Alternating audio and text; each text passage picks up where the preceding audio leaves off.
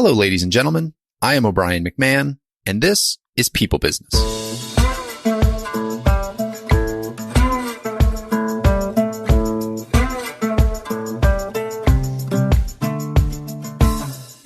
In this episode, I'm joined by Dr. Andy Bass. Andy runs a strategic leadership advisory firm, BassClusker Consulting. He works with leaders and their teams to find and create growth with hidden gold, overlooked or underused resources that the business has already. Andy has taught executive education at Oxford Said and Strathclyde Business Schools and is the author of 4 books on leadership and innovation. The 2 that we talk about the most in this podcast are Committed Action, 3-step method to inspire your people to take ownership and get results, and Start with What Works, a faster way to grow your business. We spend most of the time talking about committed action, and we get into it right away, and Andy has some great thoughts on the difference between motivation and commitment and the impact of creating commitment within the people around you to help get you and propel you toward whatever your task is.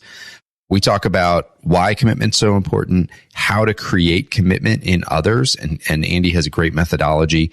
And then we talk about how to use what you have around you to get better results faster. Great conversation in here. It's another one to go back to and listen to a couple times to get all the gems out of. I hope you enjoy it. I hope it's helpful. Here is Dr. Andy Bass.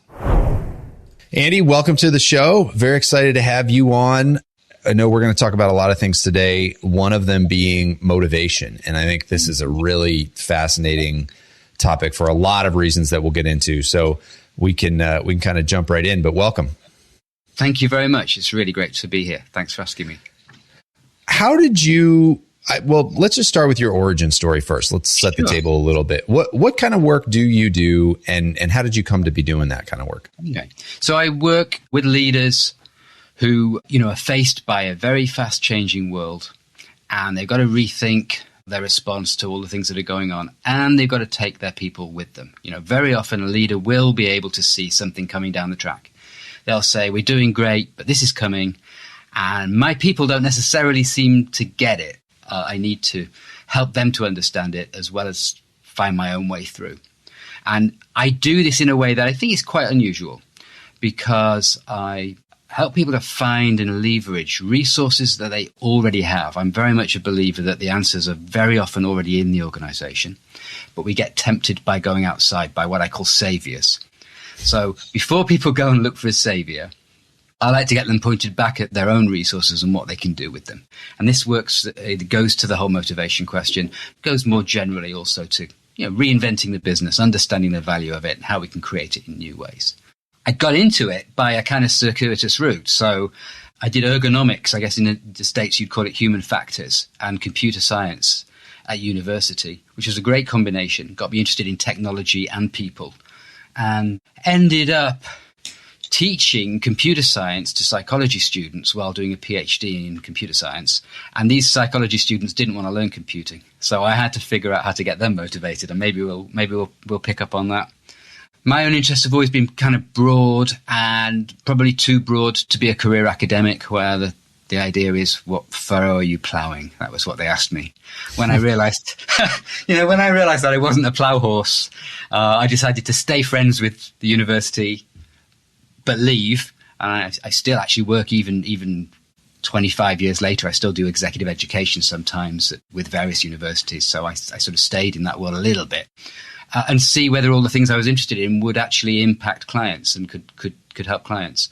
And I've been doing that for 20 years, based in the UK, but I've worked all over in the States, in Mexico, India, China, and obviously online mainly these days. Yeah. Give events that we might well talk about. All right. Well, let's dive into it then, because the question that you laid out is the question that I wanted to kind of start with. I think it's the big question that we'll spend a lot of time unpacking.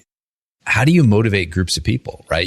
As a leader, you come up with some strategy. Maybe you're even pulling your team into that strategy a little bit, but you're setting the direction as a leadership team. You're implementing a new technology that's going to help you meet the future. You're making some big change, but now you have to get the team on board and motivate them. How do you think about group motivation? Like where do you start in motivating a group of people to do anything? So I start from a standpoint that you can't motivate people. All right. Now, Tell me more. I don't mean you can't make people do things. Okay, that's important. But there's a difference, I think, between the quality of what you get back, between commitment, right, which is, I think, what really people want when they say, I really want my people to be motivated, versus kind of compliance, just doing what you've been told to do. I guess a really graphic example at the moment that we can see in the world news would be the Ukrainians versus the Russians. The Ukrainians are clearly very committed, right? Mm-hmm.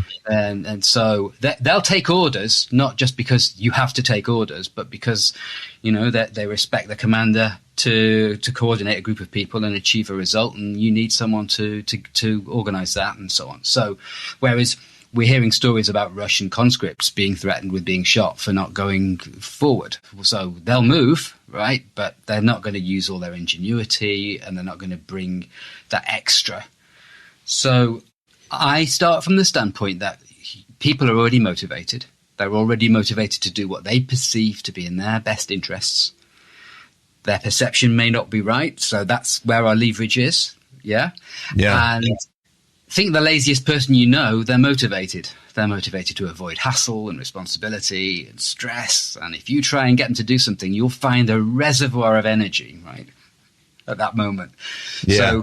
So the trick is to find ways to tap into the energy that's in individuals and by extension groups, and we can get into that. So what is the difference in your mind then between motivation and commitment?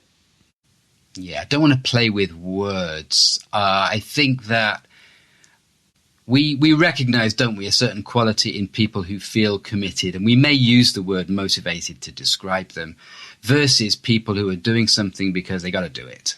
Mm-hmm. And I like that. I think the reason that I want to dive into the definition is, one, I think words matter in a certain way, but two, I think there's there's nuance here where I've heard and read and had a lot of conversations around the fact that motivation can be fleeting. Motivation is great. It can get you going, but eventually motivation runs out, or you wake up on certain days that you don't have motivation. And I like committed. I've heard people talk about it saying disciplined, but I think discipline can get a bad connotation and can kind of turn some people off. But I think committed is a much more accessible word that people can think about to say, even when motivation fails, you can still be committed to a cause, and you don't need to feel real great about it in the moment to know that you're committed to it. Yeah, the commitment's the thing that keeps you going even when you kind of don't feel motivated, right? Yeah, I think that's entirely true. I'm going to mangle a quote by Nietzsche now. I'd say in one of my books, if Nietzsche hadn't been one of the great philosophers, he would have made a really good management consultant, because he's really knowledgeable. I mean, I'll leave that up to the listener to decide whether that was a missed opportunity. But he said something like, somebody with a strong enough why can tolerate any how. Yes.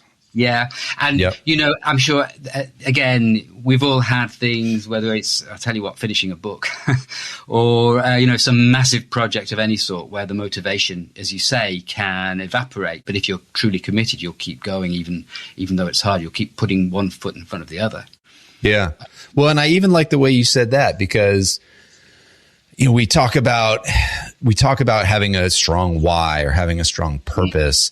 And I mean, I've done 150 something interviews on this podcast. I've listened to podcasts. I've read books on purpose, and it's still a very hard concept to say, what's your purpose? What's your why? I think it's a much more accessible question to ask yourself, what am I committed to? What am I really willing to commit myself to over the course of my life, or just over the course of this period of my life? I think it's a much more accessible entree into those really grounding feelings, that you can hold on to get yourself through challenging times. So I really do like that. I think you're really. It's very interesting you bring this up, because this whole business of you've got to have a strong why and a strong purpose and stuff is sometimes really hard to come up with.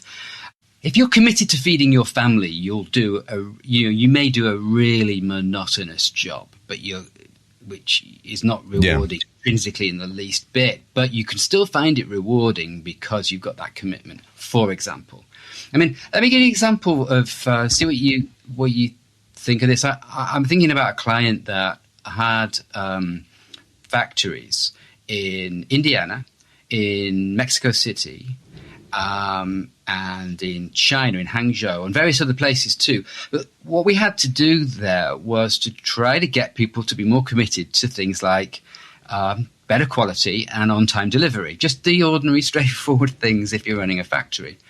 But the appeals that worked to those different groups were completely different. And they were all different from what was exciting to the executives. The executives are thinking about growing a business and leaving a business legacy and, bonuses and all of that sort of thing.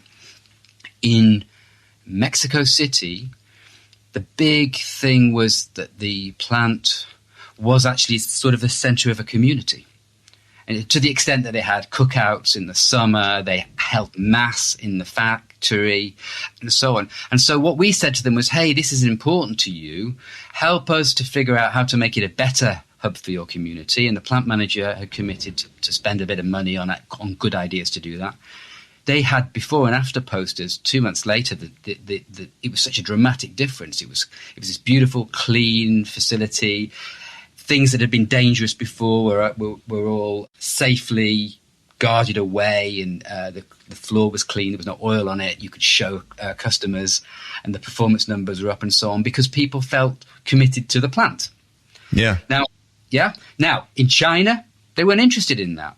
There were young single people who'd come from the countryside to send money back. What they turned out to be interested in, and I brought a Chinese associate, an English-Chinese guy, to come over to help me to figure this out, was we said, look, we make medical packaging. We make these child-proof caps that go on the top of, medicine and pill boxes.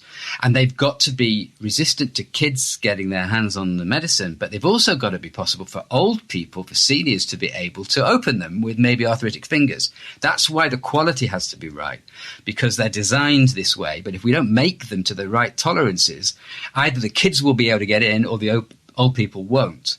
That mattered to these young Chinese people because they were sending money back. They were very concerned about their grandparents and so on. It was a completely different motivation. Now, is this life purpose? No, it's just being useful. And in Indiana, by the way, it was different again. What worked there was to say, you guys have been working here, your fathers and mothers worked here before you. You know this plant better than any of us coming in from the outside.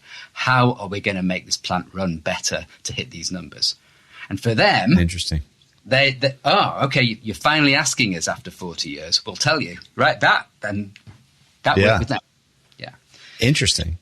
So what was the exercise like? What were the conversations like to draw that out?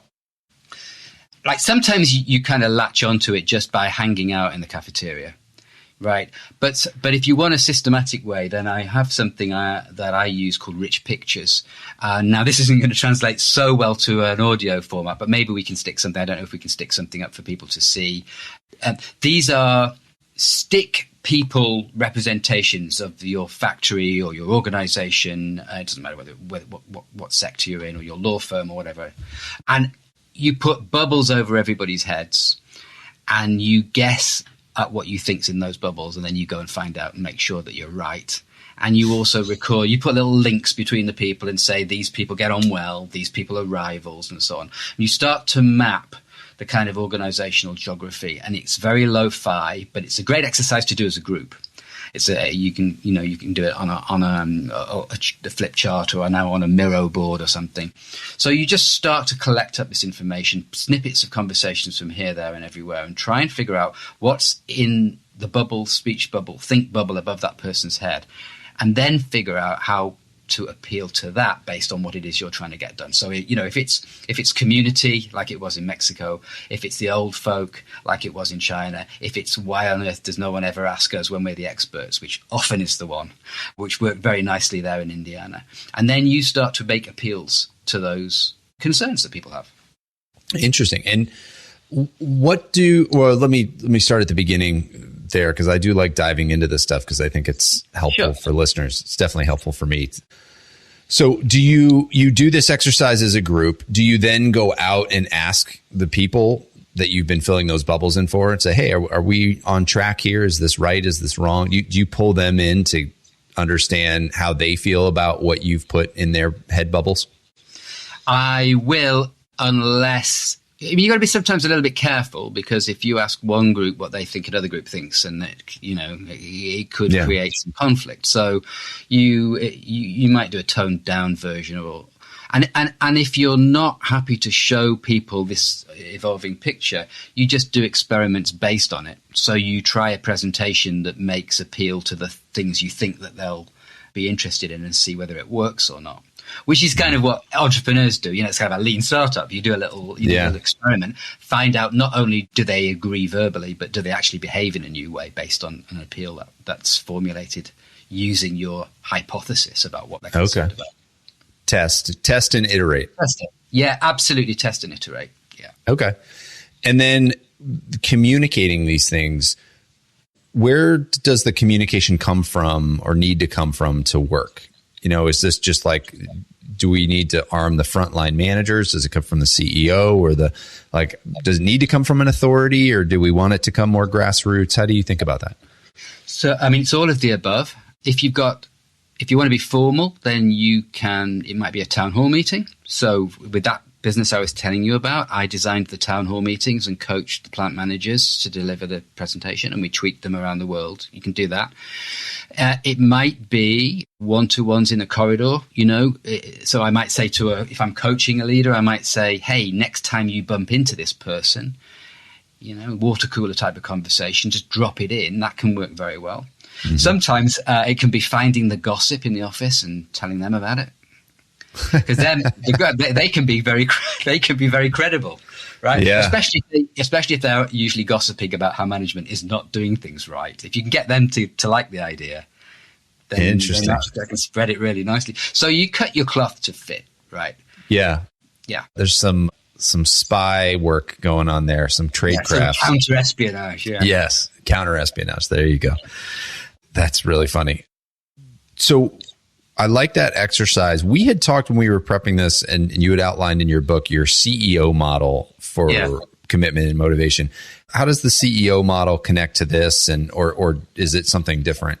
No, it's the same sort of way of thinking, and that's just boiling down into three steps. What I think really good teachers do. Okay. Because when I was trying to teach computer science to these psychologists, I had to figure out how to get them engaged in it. And any decent teacher, you have a few students who are already motivated, but the majority are kind of a little bit on the fence very often. So how are you going to reach them? And CEO just means, let's say what the steps are. And then I'll give you an example from a movie that just about everybody's seen, and hopefully that will help. So before we get into that, I want to just dive into what you just said around educators, because you had said to me when we first met that leaders are educators. Right. And so before anybody tunes out and says, oh, this is just about education, or this is just about, employee development, can you just talk a little bit about how you think about the role of leaders and why it's important to think of leaders as educators? Yeah. So some leaders are educators, and I think some of the best ones are educators. Okay. And actually, to make sure we keep this is not about education. It's about learning from education, right? I was just reading something about Andy Grove, who was, the CEO of Intel and built that business up over however many years, 20, 30 years. I think he was a founder, and then he was CEO. And someone was saying the thing about Andy was he was a teacher. And in fact, he did have an adjunct kind of position at Stanford as well, teaching the same sorts of business strategy and innovation and so forth. And, you can't think of a more hard-nosed American business kind of icon than Jack Welch, right? Yeah. Jack Welch, if you go on the internet, you'll find many, many fireside chats of him at business schools teaching about business. He loved it. He couldn't stop himself doing it. He's trying to join the dots up for people, to communicate to people why they should be interested in this.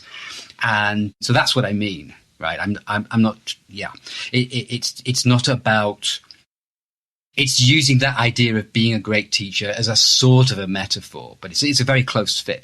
Yeah. Well, and if you're a leader, and you're trying to do anything other than keep the status quo, you need a team of people with a growth mindset who's going to be learning and evolving and bringing in new skills and developing their people. And so there is just a tremendous amount of growth, like personal, individual, and team growth that goes into any enterprise.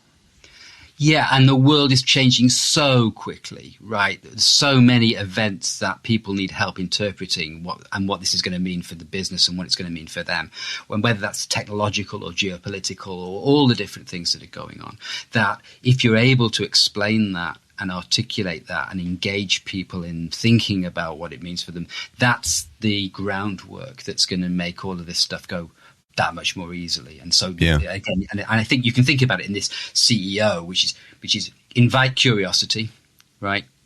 Encourage exploration of the issues, of the technology, of the various factors that we might have to work with, and then transfer ownership. And you need all three of those. And you can't jump straight to the things I suggest about transferring ownership unless you've already got that curiosity and the exploration that follows from that first. So there is a sequence there. Shall I give the movie example? I would love the movie example. Okay, so I guess everybody's seen Dead Poets Society. Oh, I love that. Yeah. Okay, so how the task that Robin Williams' character has is the task that we're kind of talking about. You've got a bunch of people who are kind of ambivalent or maybe think this isn't necessarily for them. He's got to get a bunch of young teenage boys interested in poetry. This is not necessarily fitting in with the image that they have, as they're trying to figure themselves out as they're growing up and so on. Yeah. How is he going to do it? And what he does a few things to start off with that create curiosity. Like he takes the class outside, which is a very conventional school. As soon as you do something a bit different, people are going to think, well, what's going on here? Yeah. He does this gimmick. Do you remember he gets somebody to read a page in the book and then tear the page out of the book? Yeah, and then they all tear the page out. Yeah. Yeah. Now, okay, this is working with teenage boys. This isn't necessarily working with people in a business setting, but he knows his customers. Yeah. And then thirdly, and perhaps most powerfully of all, he says something, he says, well, what's the purpose of poetry? And his answer is not maybe true for absolutely everybody. We have a bit of a greater awareness of diversity these days and so on, but his answer would probably be pretty good for most people at that age. He says, what's the purpose of poetry? The purpose of poetry is to woo women. Right. Now, a majority of those boys are going to be interested in that. In fact, probably anybody is interested in that. Even, I know Allen Ginsberg wasn't trying to woo women. I know Sylvia Plath wasn't trying to woo women, right? Yeah. But that class of teenage boys definitely was. How does that work? Yeah. And even if you're interested in, even if it's not women that you're interested in wooing, you can still say, well, hang on a minute, maybe I can adapt this, right? So he's created a certain curiosity by appealing to something that particular group is going to be interested in. So you've got to know something like we did. We knew what the people in Mexico wanted. We knew what the people in the States wanted, etc. Mm-hmm. So you want to start opening possibilities for people, right? It's like the way storytellers start. There's a situation and then something happens and you think, how are they going to resolve this? Yeah. So what would that look like in a business setting? Do you have an example where you helped create curiosity among the people you were working with? Well, as soon as we said to the guys in Indiana, you know the plant better than we do, how do we fix it? The first bit of curiosity was, as I said to you before, no one's ever asked us that before. Do you really mean it? Yeah. Right? And they were hanging on every word at that point. Yeah. You got them they really leaned into the conversation. Absolutely. Yeah. So very often asking people to help in a way that they previously haven't been, as if they may not previously have been considered that their opinion was so important is an absolutely great way. I mean, if I say to you, oh, Brian, can I run something by you? Or can I get your opinion on this? You're going to be curious straight away. Yeah. So that's one good way. And then there's a whole bunch of kind of storytelling techniques as well, where I'm going to stop here for that one. Sure. I'm going to stop and go down a rabbit hole. Have you got enough on that particular question, or did you Sure. want anything else? Yeah. Okay. Yeah. So we have curiosity, and I think this is interesting.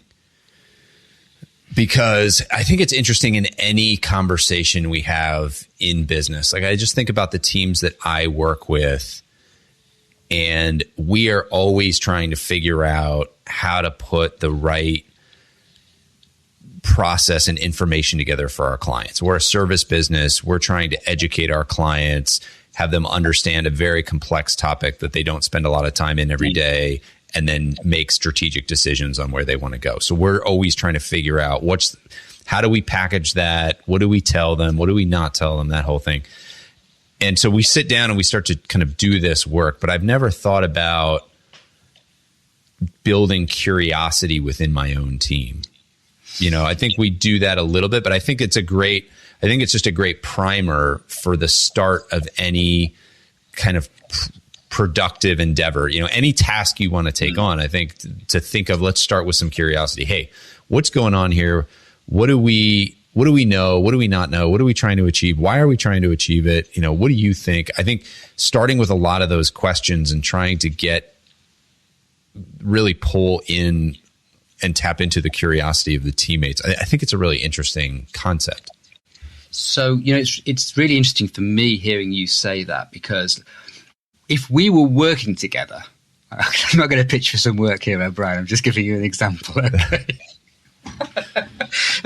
If we were working together, what I would say was, you've just given me a great example of a kind of maybe underutilized resource in your business, because you guys are educators. Right? You already do it. And when you're trying to get complex ideas across to your clients, you have to build their curiosity and, help them to explore the possibilities and how that would look and different combinations of options and so on and so forth to really help them to make an informed decision, I think, right? Is that Yeah.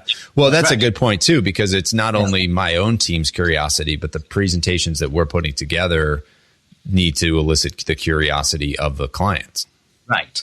And so the skills that you have in designing those presentations and those educational experiences for your clients can be applied to you and your own business. Hey, I'll use those to engage my team in thinking innovatively about how we take the business forward. So when I talk about helping businesses to find their hidden resources, that is a great example of exactly what it is I'm talking about, because so often businesses know how to do things, or they have insights, or they have relationships, or they have IP or products or whatever that could be leveraged in new ways. And that's the kind of exploration that I really enjoy and engaging my clients in, right? So how are we going to improve the business? Well, okay, if we're curious about that, the next question is what resources do we already have that if we looked at them differently, would enable us to value and solve the problem. So I want to put a pin in that for a little bit. We may come back to it at the end, but I want to keep working through the CEO model, because right. I think it's interesting, and I think it'd be worth going through all of it. And I'm curious about it. So we've got curiosity. Does that naturally flow to exploration? Like, if people are curious, they'll naturally explore different options, or is there some way to facilitate proper exploration? So, yes, I think people will naturally want to explore, and quite often businesses stop them. Interesting. Okay. Because they go on to the next thing. So, if you've talked to a group and they realize that what you're working on is important, then I think sometimes the temptation for senior management is to go, right, well, now you understand it. That's what we're doing, and we're doing it. And now you'll see that coming soon. Right. Yeah. And then they go away again and they come back with the plan. Whereas what you can do is to say, let's get you guys involved in thinking about that too. And there are a whole bunch of techniques and so on. And I know you said we were going to put a pin in later. Maybe we can go into a few more of what those are. Yeah, sure. What I would say is that even if you already know the answer yourself as the leader, well, guess what? The professor already knows the answer. But what they don't do is they don't tell it you. They get you to do some work, because if you do the work, then you'll own it. Yeah. And that's the transfer ownership part. That's, again, it becomes natural that then people will want to take ownership. And then you can put some structures around that so that good delegation structures and so on, to make sure that you kind of keep control of things. But essentially, you are trying to push a domino with the curiosity. Yeah. And as long as you facilitate that rather than getting in the way of it, exploration and then ownership are natural. I mean, think back at dead poets again. So once these youngsters were curious and they started to read poetry with a new eye and a new ear, then they explored more and more. And then they said, hey, why don't we have a society? They set their own society up. So they took total ownership. Yeah. And I like the word facilitation with this, because it is like, yeah, once you spark this, it can go on its own, and it might need a little help, and it might need a little guidance, and you might have to sort of keep your arms around the exploration and keep them focused in the right direction.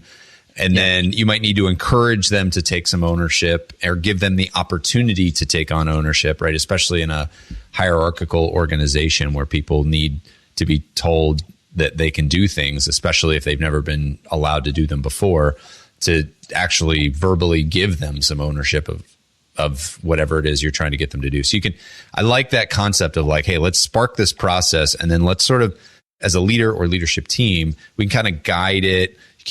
Whoever's listening can't see my hand sort of guiding down the river here, but you can kind of keep your arms around it and make sure that people feel empowered at each step and encouraged at each step to continue through the exploration and then taking ownership. Is that right? Is that fair? Yeah, and there are specific things that you can do to structure it. I put some of them in my book, but truthfully, once the penny drops, you can come up with lots of different ways to do this kind of thing, just as there are lots of different styles of teaching, there are lots of different styles of leading and so on. So, but exactly, when you've got the kind of insight that you described there, you were saying you like words, so the word educate, of course, comes from a Latin word meaning to draw out. And that's what we're doing. And contrast that with the word train, which means to drag behind. Yes. So educate, to draw out from somebody, versus to train them, which is to drag them behind you. Right. Which has its place. I like that. Has its place, but it's not usually, it's a different application. Yeah. Yes. This is a podcast people are listening to with only audio, and so they don't want a lot of dead space, but I'm going to need to think about that one for a little bit. I like the implications of what that means and how you might think about that. Are there any areas that people get it wrong when they start to implement this, or pitfalls they want to avoid if they're going to try these types of techniques? Well, I think this is going to answer your question, but it certainly needs to be said, given that you've talked about pitfalls. So, I say first thing to do is to clear the decks of the commitment killers. Right? Okay. Because otherwise, there are certain behaviors and patterns that happen in organizations that would make it like driving with the handbrake on if you were to try and do the CEO. So I'll give you some examples. I mean, there are many. One of them is having a lot of blame in the culture. I've done... some of my best clients have been former army people, and the best among them, one of the great qualities that I really admire and have tried to model myself, is that when things go wrong, they handle this with grace. They don't start throwing blame around. They don't start pointing the finger and getting very agitated and so on. They deal with what's actually going on. And we've all seen the contrast where, you have people who are screaming and looking for someone to pin the blame on. That's a commitment killer. If you have a high blame culture, you'll not get the kind of commitment we're talking about. Another one, the fastest way to kill your culture, is to reward and promote people who violate your stated values, but whose numbers are good. Yeah, that's a big one. I always regard that as the acid test of leadership character. I kind of enjoy torturing my coaching clients when these things come up. I have a nice little 2x2 matrix, which again, I think I saw originally on a Jack Welch thing.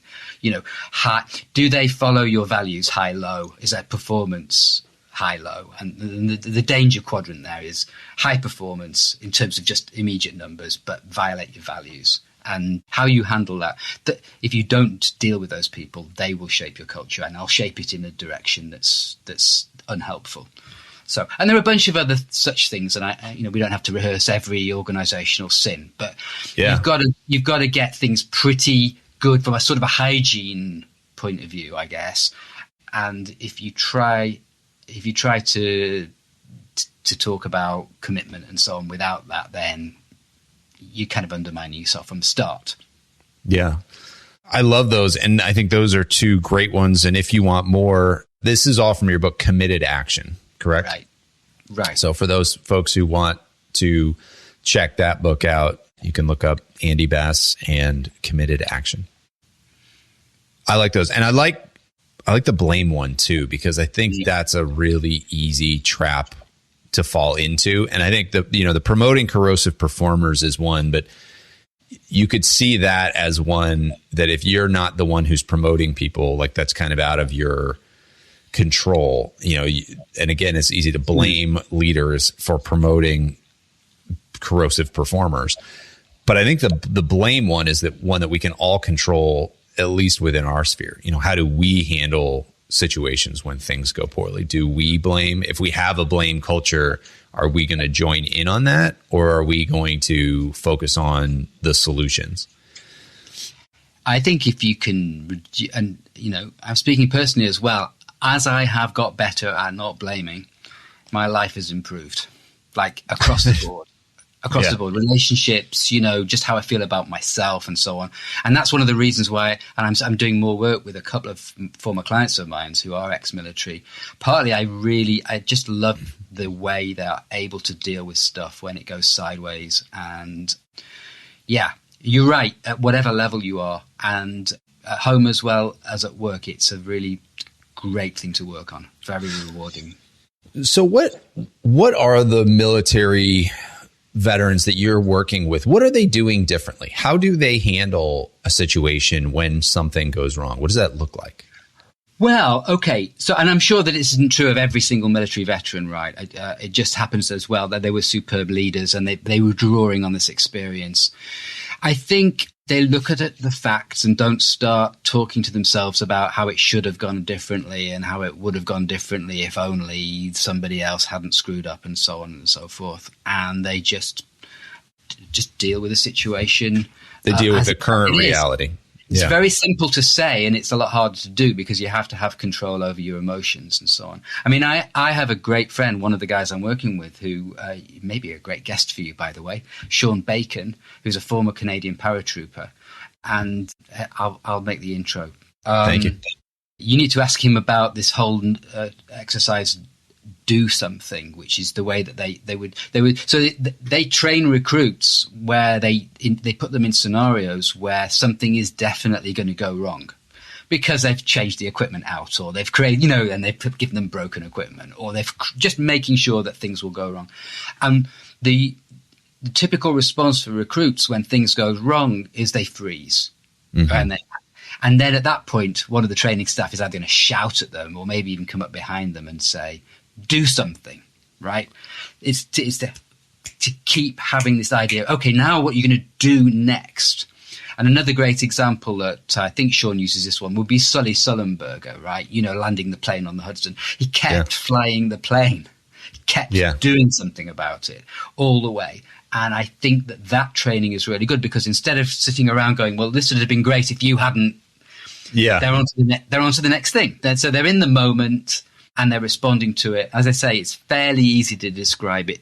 Doing it requires a level of sort of mindfulness and a determination, a conviction, a commitment to be like that. I find it very inspiring. When I've seen them, I've thought, I want to be more like that. And yeah.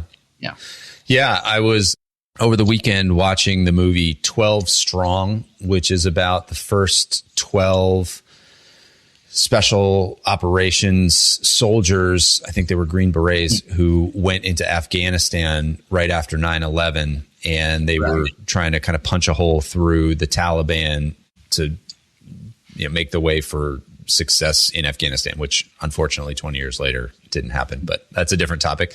But I was watching the movie, and it just, anytime I read about special operations or see movies or anything like that, I'm just always blown away by their ability to keep taking action amidst chaos. And the thing that really blows me away is like the stuff that group of 12 people went through. They were the horse soldiers who were fighting against Russian tanks using horses, basically, and their machine guns from horseback. And they just kept moving through. There's like one kind of final scene where really they're just on the move the whole time. They're just attacking. And they all survived.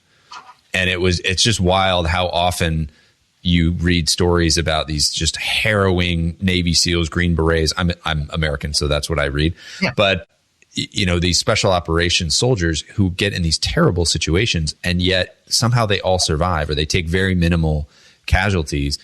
And I think a lot of it is just that, like, that mindset where they just keep moving. And I think obviously that's not the game we're playing in corporate America.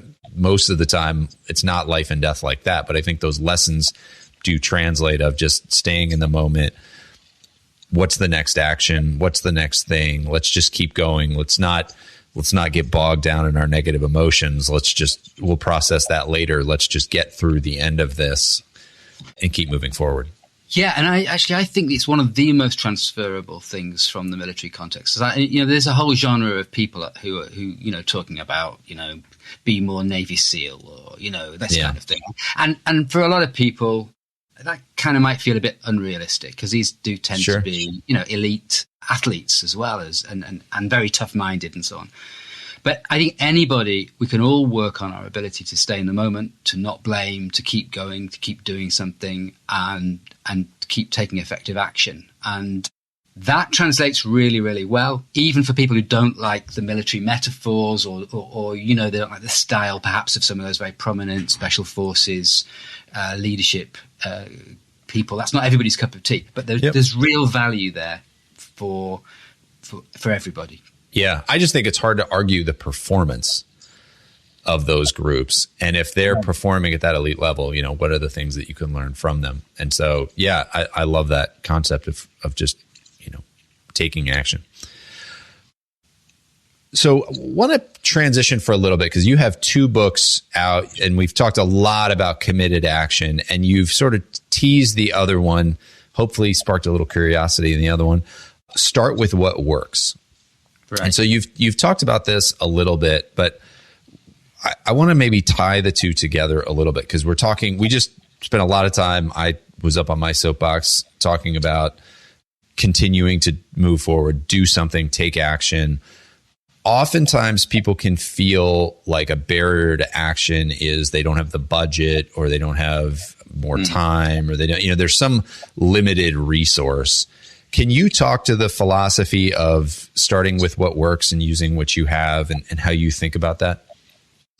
Yeah, sure. I mean, the 2 books kind of were written one after the other, and there's some overlap in terms of concepts. They're coming at things from a slightly different angle, but so it feels quite natural to do that. So the idea of start with what works really came out of me noticing just how often my clients already had the answers, but were not necessarily either listening to them or couldn't see them, or they were looking at the business one way and you could look at it another way, and so on. I just find that fascinating. This idea that you could have you could already have the answer, you just don't see it. It's kind of an archetypal thing, I suppose. It's we've been talking about military things. Let's go to a completely different kind of sensibility. It's like the story of the ugly duckling, right? Like the idea that you actually might be a swan, and that's obviously motivating to kids. It's a successful story.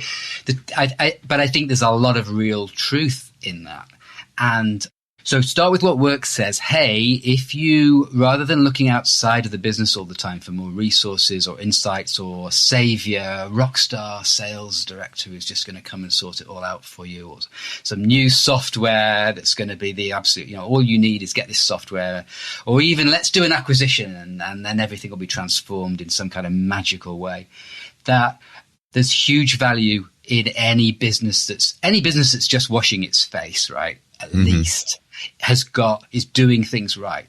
And the more that you double down on that and understand what works in your business that you can amplify, then the better. And you often will find opportunities to improve things without having to bring in lots of extra resource. And I find the idea fascinating, and I find the idea extremely effective. And so this book goes into how to go about looking for those resources, what to do with them, which is, then to sort of combine or recombine them in new ways to create value, which is very much of a exploration step if you're thinking about that CEO formula. Mm-hmm. And then how to make sure those things work in the world outside. So then we've got an idea, we need to test it. We let the world teach us what works. So the emphasis in Start With What Works is a bit more about innovation, say, whereas Committed Action is a bit more about bringing people along. But the two sit comfortably side by side, I'd say. Yeah, well, and I like the concept from Committed Action of pulling your people in and listening to them and pulling from them. I think that's one great way to figure out new ideas, because I think if it's the same people making the decisions all the time, you wind up with blind spots that you just can't see. And so we wind up making the same decisions all the time, versus bringing in new people, getting new perspectives, and opening up new possibilities that were always there, but you just couldn't see them for whatever reason. Yeah, right. Well, here are 3 questions that people can ask to encourage the kind of exploration we've been talking about quite a bit now, and specifically to look for these resources. And as you do this with your people, they kind of get engaged. In fact, the reason I wrote Committed Action partly was that I could see just how engaging it was turning out to be to apply the Start With What Works stuff. So I thought, well, let's elevate that. But here are 3 questions to ask. The first one, which I learned from Adrian Slywotsky, who wrote a bunch of great books about strategy and innovation, is what resources do we have in the business apart from money that an entrepreneur would love? Mm. Right. There are some things that money can't buy, or that you've already got, that you've already bought, that an entrepreneur would just bite your hand off for. So I'll give you some examples. One of my favorite is Lego. One of the great resources that Lego has is its adult user community. Right, there are a load of grown-ups who really love Lego, and of course they can spend a lot of money on Lego, and they can be a great source of innovation and innovative ideas. It wasn't even that Lego didn't know they had this adult user community. For many years, they deliberately ignored them because there was a limiting belief in the family that we make kids' toys. You might remember that 20-something years ago, Lego were in quite a lot of trouble. And this was one of the reasons perhaps why. A guy called Jørgen Knudstorp became CEO and did this huge, huge turnaround. And one of the things that came out of all of that was to recognize, why aren't we bringing these adult users in? They're already there. Yeah. And they even hired some of them as designers and stuff. And now that when they have new products, they test them with the adult community. And, you have competitions where people who are really accomplished with Lego make these fantastic things. They put it on television, sell more Lego. Everybody loves it. Yeah. And they were kind of ignoring it. Yeah. Well, and it's funny because last year I bought a new car, and I bought a Ford Bronco, and love it. It's got a cool look to it. And we had waited 2 years for it because of the rollout and supply chain issues and all of that. So my family and my sons and I had talked a lot about it.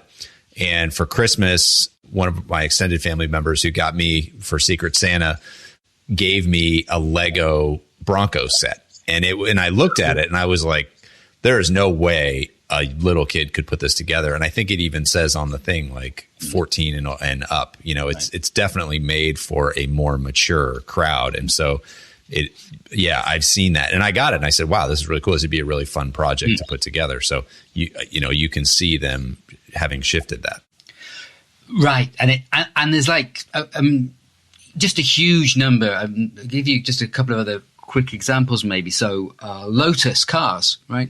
So in order to build racing cars and sports cars, one of the things they had to learn. This answers the second question, which is, what do we have to be really good at in order to do what we do? So in order to build sports and racing cars, they had to develop this unique knowledge about automotive suspension systems. And so not only did they build the cars, but then they started consulting with other car manufacturers about suspension systems, and their consulting is about half their business now. Oh, interesting. Right. So you can kind of reverse engineer what has to be there in our business for us to do what we do. And maybe some of those things can be extracted from that one sort of stack of capabilities and put somewhere else. You can do that with software very often. I guess a classic example would be Amazon Web Services, right? Yeah. But small companies can do it as well. And Lotus is not a digital example. It's a kind of know-how example. Yeah. Yeah. There's a famous company here in Chicago, 37 Signals, that their authors have written some books. Rework is one of the books that they wrote that got very famous. And I don't remember even what their original product was, but they wound up creating a CRM, like a customer, like a sales tracking software system for themselves.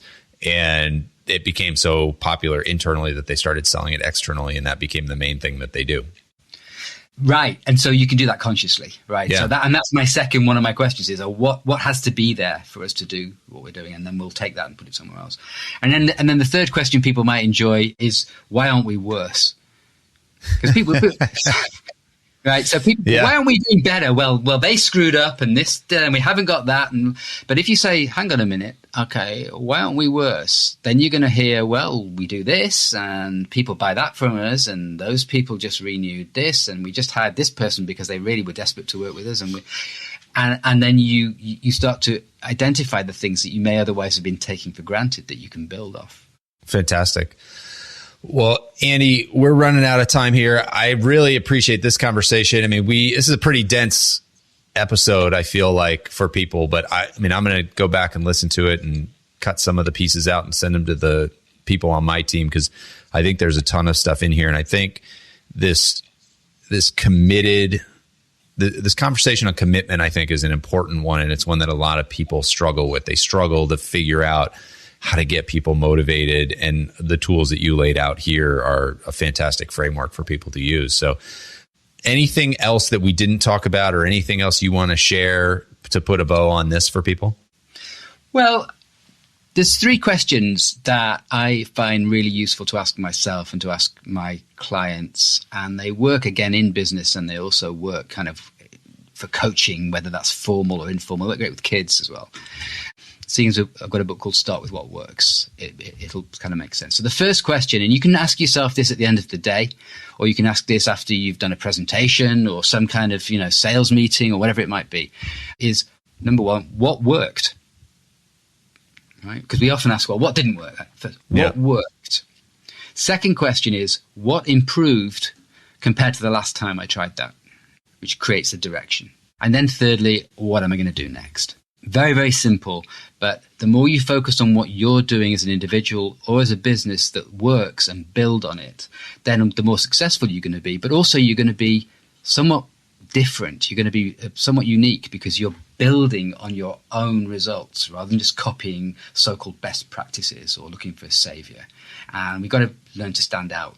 And that focus, those questions will help. This is fantastic. I would love to keep going on this, but I know you are limited in time, and I think there's a lot already in here for people to process. So, Andy, thank you for coming on the show. Anybody who's interested in learning more about Andy, check out the links in the show notes for links to his books, his business, and definitely reach out if you think that this would be helpful for you or your organization, because this is what he does professionally. So, Andy, thank you for being a guest. Oh, Brian, it's been a great pleasure. Thank you.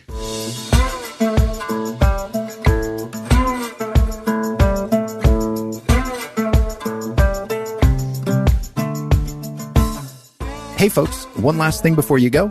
If you enjoyed the episode, make sure to hit subscribe so you can stay up to date with future guests. That's it. Thanks for coming. Go make the most of your business and the people in it.